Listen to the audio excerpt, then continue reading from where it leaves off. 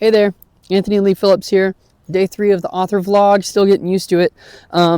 Before I go into Nala Saga news, which I have a little bit of, by the way, I know that it's basically just you, Rob, Rob T for the win. What do you guys want to see me talk about? I don't know if you want to see like map tours or like what it's like to outline, like how I can write fast. You know, typically if I have like a writing day, I can get an outline in about an hour or 2 hours, and then I can do a 3-chapter day. A lot of times I'm just stealing time, and so I don't. Anyways, if you want to hear details about that, I can talk about that. If you want to do like a little map tour of like different parts of Ugria, different places that Nala sees and what she... Oh, sticker. It's a little broom. Little broom sticker. So cute. In the field by my house. Yeah, so what do you want to see? You know, I'll probably do like a little study tour, maybe a bookshelf tour to show you some of the books that I love to read and have reread and stuff like that. Yeah. Okay, Nala Saga news. That's what I was going to say. I've got 2 things. One is that I finished the Burrow Folk Adventure, which is like chapters 13 through 31 in book 2 in Dust Touched. You get to meet this psychic fox named Star Smile, who does this like dream terrorist or like, you know, dream magic stuff. You get to see why her name at the end of that adventure changes from Star Smile to Star Fang. You get to meet a stoat hag who has like lightning mind control, using, you know, pulling from the same well as the Lich of Misos, who's a big bad guy in this sort of campaign world in Ugria, king of the humans. You also get to see in the Burrow Folk Adventure a raccoon who does like evil mind control stuff, named Weira, one of my favorite characters that I wrote. Wasn't expecting that. But yeah, you get to meet Weira, and who also has this blue bolt mind control stuff. The Burrow Folk are based on the Hobbits. I think I talked about that in the day 1 of the vlog, and I'll probably talk about that more succinctly once there are more species. But now I'm planning out. I've plotted out the next adventure. The next I can't remember how many chapters it is. It's probably about 20 chapters. And that's going to be down the Sea Torch Games, which is like this seaside festival where people compete. They have sort of like an Olympic games, but there are 3, you know, like kinds of Olympics with it. The Sea Torch Games are split into mind games, body games, and magic games. And I've been planning that out, and I'm about to start digging into that. Super stoked. Got some plots. You're going to get to finally meet the elves. You know, the elves in my world are a little strange, and they come from giants. Giants are so big, they're the size of mountains, right? It's actually very difficult for giants to move.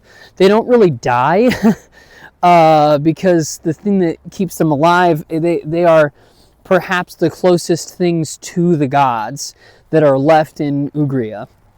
And so they don't really die, but it's just hard for them to move, and they don't like moving. They're mountains. They don't want to move. It's not their prerogative to do a lot of moving around. So they send the elves, and the elves give, you know, their regards, and they bring gifts from the giants and things like that. But you'll get to see Rowan is sort of like a games genius.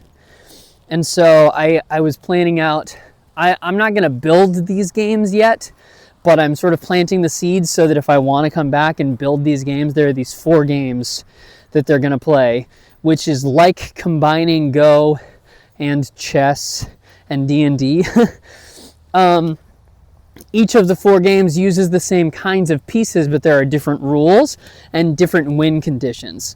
And so, like, you have the game of grain, which is like the goal is to feed your people. You have the game of rivers, and the goal of the game of rivers is to touch 2 oceans. You have the game of ports, and the game of ports is the merchant game. So it's like the goal is to just make the most money, and then you have the game of flags, which is like a war game. And the game of flags is just be the last army standing. You know, get your opponents to surrender or kill them. And then at the Sea Torch Games, one of the games that they play, because they gather every 12 years, and it's this epic festival. Right, and so the last time that the Sea Torch Games happened, Nala was a kid, like a very, very young kid. She was 7, and her family didn't attend or anything like that. But people from all around, from Orkshire and from Orlithia, which is now Ruinport, people from the Mogla tribe, people from the Nor tribe, Yegara has been extinct, but the Yegarans show up. And so there's going to be a whole plot there of like, wait, I thought that all of the people in Bakura's tribe were made extinct, and that is true. But Bakura is now making a new Yegara tribe. He is the last of the Yegara, but he will not be the last of the Yegara. You know what I mean? Anyways, that's going to be very exciting. I had that idea yesterday. What else? Oh, the nation of Jur, which is Djerh, Jur, with a capital city called Gondajur. The nation of Jur is ruled by giants still, and they actually send an envoy of tree elves, stone elves, a few different the Jurian orcs are the most diverse orcs in all of Ugria, and they also send some burrow folk of their own. The burrow folk from Boltwood would send somebody, but we were just there and some crazy shit happened. The Tuskless that you meet, they show up again, and then we sort of see a little bit more about who they are. They're just kind of like weird homesteaders that scare everybody away, but they show up, and it turns out that we learn who the Tuskless are, and we learn that they're sort of like human loyalists. They're lich loyalists. They're self-hating orcs, and they don't use magic. They don't do any of the mind games. They only participate in the strength and speed games, the body portion of the Sea Torch games. Yeah, I'm just super stoked. There are so many pieces that I've been sort of setting up, that I've been world building, that I finally get to bring to life in this next episode of Nala Saga, which I was splitting the books up into different novellas, different novella lengths, anywhere between like 50 and 80 pages, just for editing purposes of like, all right, well, this novella needs to be like a solid story, and then this novella needs to be a solid story. Book 1 can be split into 3, like almost like episodes of television, like epic episodes of television. Hour long, hour and a half long, episodes. And then each of those stories, each of those acts, if you want to call it that, even though, the 3-act structure has 4 acts in it. But the next novella, the next episode is going to be this thing that happens in Vegra Village, the Sea Torch Games, and I'm going to start introducing all of the other tribes and characters and cultures of this world, and then you're going to really be able to see why it's such a bad idea for Rowan and Kay as humans to be stuck in orc country. That's really like there are 2 points to this next episode of Nala Saga, and that is to show you how big the world is and some of the political things that are happening elsewhere. You get to see the Mogla and the Nor, who had this horrible rivalry, and they've been at war for decades, and their rivalry goes really deep. And you're about to meet them in the episode after this. But then the first priority with that is politics. The second thing is to show you why Rowan and Kay cannot just hang out in orc country and have a happy ever after. That's not going to work out. It's a dangerous place to be a human. In the same way that in Neum, in the human country, it's a dangerous place to be an orc. Oh, you're going to get to meet the goblins too. I'm very excited about the goblins. The goblins descend from the orcs, but they have word magic. You know, they've taken the emotion magic of the orcs and they've turned it into an eldritch language that can be used, it can be learned, it can be repeated in a way that that emotions are harder to train. It's harder to train a sorceress because sorcery is the magic of emotions. Wizardry is the magic of knowledge, of learning, of knowing things, of gaining knowledge, of forbidden knowledge, right? But sorcery is the magic of feeling something so strongly that your reality changes. How do you train a sorceress, right? Brennan Lee Mulligan has this video where he's like, what the fuck would sorcery class be? You know, that doesn't make any sense. And that really, I love that, because I found that at a time where I was already thinking about it, and it gave me like a new insight, you know? He had this idea that like the sorcery teacher is just the cool teacher, the hangout, like, oh, like if it's not easy, then maybe it's just not for you. My idea of a sorcery teacher is like, okay, we're teaching you to be stressed out. The more stressed out you are, the stronger your magic is going to be. So how does that show up in the real world? Well, that's how that's the people training you to be a Marine, right? That's Hell Week, right? That's the person who trained the lone survivor guy.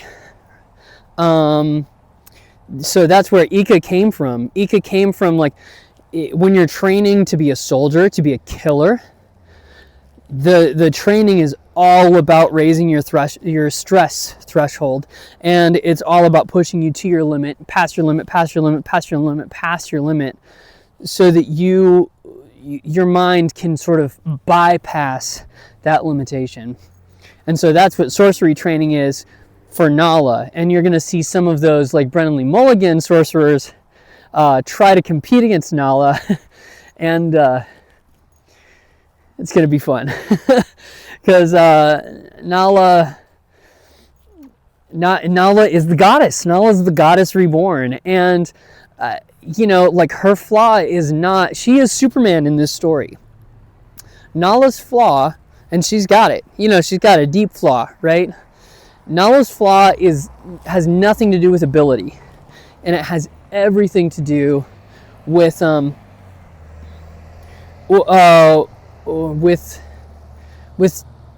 knowing when to use the power, knowing when not to use the power, and using it responsibly.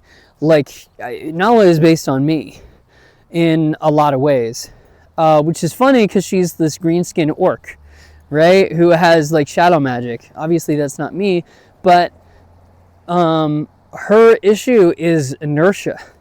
Her issue is holding back, and being afraid to offend anyone. That's like a huge thing. I in my blurb the other day, I wrote, Nala wants adventure almost as much as she wants to be liked.